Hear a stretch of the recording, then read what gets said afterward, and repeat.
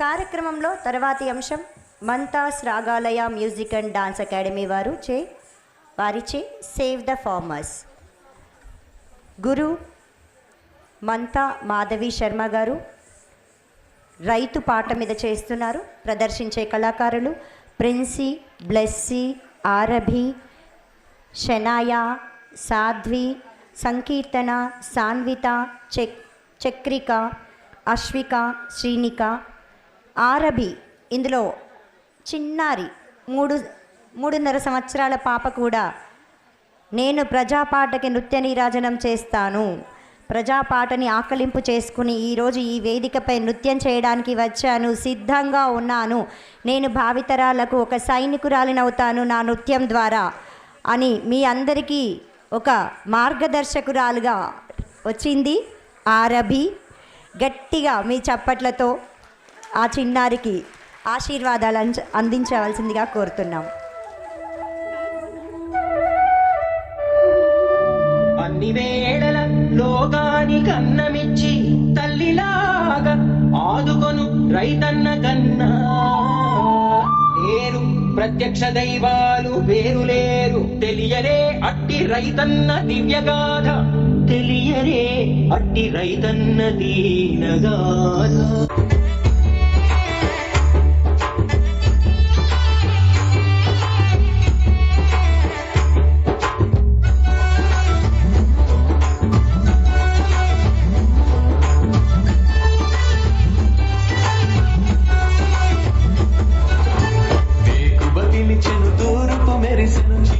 నిలువక పరుగులు తీసెను పిలిచెను తూర్పు మెరిసెను చీకటి నిలువక పరుగులు తీసెను. కోడి కూతతో పల్లె పల్లెలో కిలకిల నవ్వుల కళకళ విరిసెను.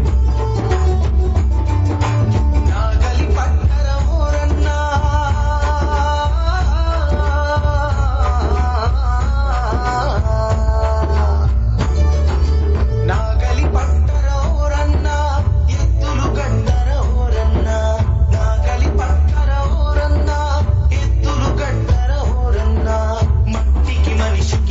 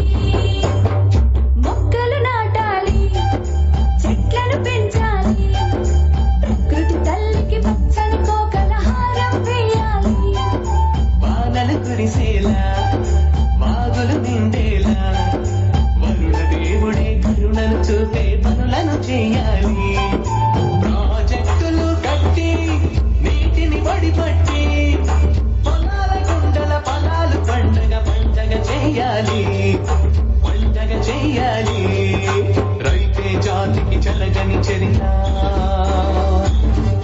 రైతే ఈ లోకానికి భవిత లేలే యువత లేలే జనత రైతు సంక్షేమమే కాదా మన బాధ్యత వందన వంద రైతన్న వందన వంద రైతన్న వందన వంద రైతన్న వందన వంద రైతన్న వందన వంద రైతన్న.